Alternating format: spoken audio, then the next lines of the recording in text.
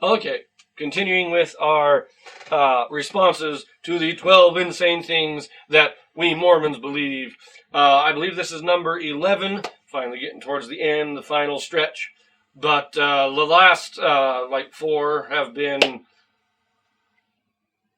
well, I'll even admit some of them had some truth to them, but they were definitely trying to spin it in the worst way they possibly could without giving a full understanding of the doctrine, which is what these videos are intended to do. They're not actually intended to give you a true, full understanding of what the church teaches, just the sensationalized, not trivial, but superficial, the superficial, sensational stuff to make the church as bad as possible, or look as bad as possible. But let us get into number 11 here. The number 11 thing that Mormons believe is that God lives in a planet in the universe, and that planet is called Kolob. And they actually took the hymn Come Thou Fount and added an extra verse, which I'm kind of mad about that because Come Thou Fount is my favorite hymn. We play it on the beginning of all of our live streams. They actually added a verse to that hymn, and it says, if you could hie to Kolob. What in the world? This is like Star Trek religion, man. This is weird stuff, but this is Mormonism. They believe that God lives across the universe on a planet called Kolob. May as well be a Klingon or part of the Borg or something like that. Whatever. That's what they believe. So, here we have a very common criticism of the church, you could say, that is almost never understood by anybody outside the church. It's actually kind of misunderstood by many people in the church. So let's clear up a few things. First of all, Kolob. Yes, we believe in Kolob, but it is not a planet, nor is it where God lives. Now, Kolob itself is taken from the Book of Abraham, which was a translation of Egyptian papyrus scrolls that Joseph Smith had received back in Kirtland in the 1830s. And from these papyrus, he translated a short portion of a record kept of Abraham. In the 3rd chapter of the Book of Abraham, God shows Abraham a vision of all the stars and planets that God has created. Starting in verse 2, and I saw the stars, that they were very great, and that one of them was nearest unto the throne of God, and there were many great ones which were near unto it. And the Lord said unto me, these are the governing ones, and the name of the great one is Kolob, because it is near unto me. For I am the Lord thy God. I have set this one to govern all those which belong to the same order as that upon which thou standest. Kolob's not a planet. It is a star or a governing body, a governing light that governs all planets that exist in a mortal state. Now, there are a few other things about it, but let's look down here.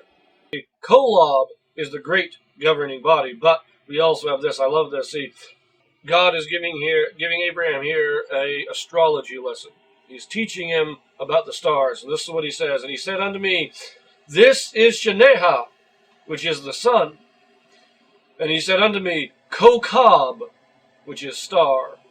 And he said unto me, Olea, which is the moon. And he said unto me, Kokwabim, which signifies stars, or all the great lights which were in the firmament of heaven.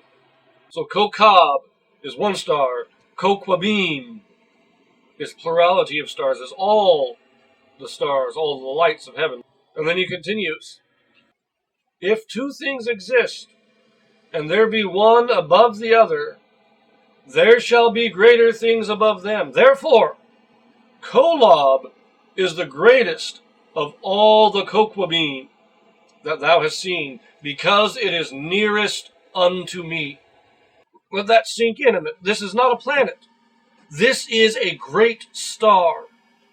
It is not where God lives, but it is the thing in mortality, in the universe that we know of, that is closest to where God lives.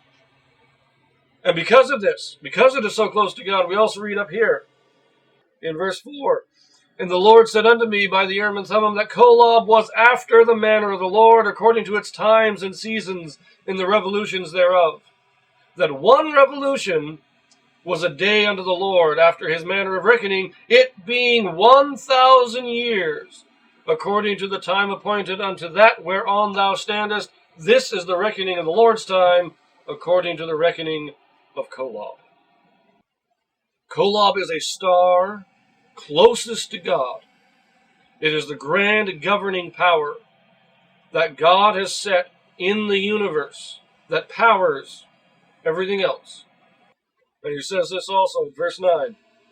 And thus there shall be the reckoning of the time of one planet above another, until thou come nigh unto Kolob, which Kolob is after the reckoning of the Lord's time, which Kolob is set nigh unto the throne of God, to govern all those planets which belong to the same order as that upon which thou standest. Again, it is a governing body. Now, in Abraham, we also have these three facsimiles. This is facsimile number 2. And this is the explanation of these symbols that is given. Symbol 1 in the center. Figure 1, Kolob, signifying the first creation, nearest to the celestial or the residence of God. First in government, the last pertaining to the measurement of time. Let's also look at figure 5, just below figure 1. It says here, it is said by the Egyptians to be the sun, and to borrow its light from Kolob through the medium of Ke-Evenresh, which is the governing key, the grand key, or in other words, the governing power. In other words, Kolob is the star through which God governs the universe. You might compare Kolob to the first day of creation when God said, "Let there be light," before he created the sun, because he created the sun and the moon on the 4th day. But on the first day, he said, "Let there be light." And from that light started the rest of creation. Kolob, the first creation, the star that is closest to God. Not where God lives, but that is closest to God. In all the expanse of the universe, Kolob is the closest to God. So no, it is not a planet, nor is it where God lives. Let us understand. Now, a lot of people will still laugh and mock like he does in the last half of his little clip here. But what do the rest of the religious world understand about God and his creation and his power, the universe that he has formed? At the end, it's just, oh, great are the mysteries of God. Yes, great are the mysteries of God. And I read this. I read chapter 3 of Abraham, or the entire book of Abraham, really, but the chapter 3 in particular. And this is, it's just fantastic. Not only that God would not only reveal this to Abraham, but that Abraham recorded it so that we could see it, so that we could have this knowledge, that we could understand. Not in full, we can never really understand the creation and how God works because we're not gods. We have not experienced that, but we can look at it and see the result. And that's what this is. This is saying, look at the universe not as a intellectual scientist who just studies it, but look at it as a creation of God in all of its magnificence. And I love the words. These words, I believe, are from the original language of Adam, which would have been the language of God himself. Not Hebrew, not Aramaic, not English, but these words are taken from the language of God. Kokab is a star. Kokwabim pluralizes all the grand bodies of the universe. The greatest of the Kokwabim being Kolob, for it was the first and the closest to God. This is beautiful. But I do have to talk about one last thing, now that we've gotten clear on what Kolob is. He also makes the claim that the hymn, "If You Could Hie to Kolob," is simply an extra verse added on to the end of the hymn of Come Thou Fount of Every Blessing.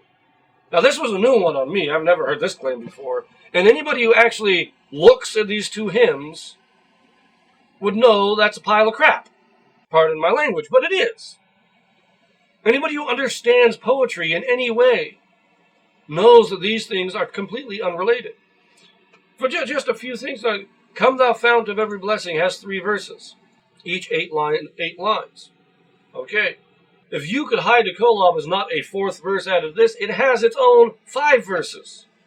So if it's going to be an addition to Come Thou Fount, it has to be 5 verses added on, not 1. It's an entirely different poem, but a few other notes you can see here. If You Could Hide a Kolob is written in basic iambic meter. Unstressed, followed by stressed, then unstressed, stressed, unstressed, stressed. Now, you do have an uneven syllables. You have 7 syllables, then 6, then 7, then 6. And that's the pattern. But it's a basic iambic meter. On the other hand, Come Thou Fount is a much more complex and uncommon meter known as the secundus paeon. Iambic meter is based in a 2-syllable count.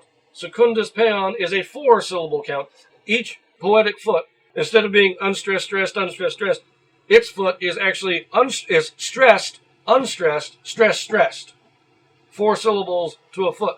But it's also, it's got 8 syllables, then 6. Because it is based on a 4-syllable meter. 8, then 7. 8, then 7. But a very different meter. Very uncommon meter. Very rare meter. And a very difficult meter to write. If they were just trying to add a verse onto the end, they did a horrible job. For one thing, the poems don't match. They're the wrong meter, wrong syllable count. And then the one song is 5 verses long, and the other's 3 verses long. And quite honestly, I'm a little bit worked up on it. He says, that makes me upset because Come Thou Fount is my favorite hymn. Honestly, Come Thou Fount is a beautiful hymn. It's one of my favorites. But so is Hide a Kolob, and for him to twist the two together and make this claim, he wants to get mad at the idea that we added a verse to his favorite hymn. Well, I'm getting mad. I'm a little upset at the idea that he would make the claim in the first place. But I'm going to leave it here. So that's going to be the end of the video. Just to review, Kolob is not where God lives, nor is it a planet. It is a star. It is one of the Kokobim, or the grand lights of heaven, the grand stars. It is the greatest of those stars because it is the closest to where God lives, and it is the first creation. But it is not where God lives, nor is it a planet. So we'll leave it here. If you enjoy it, like, subscribe, tune in for the next video.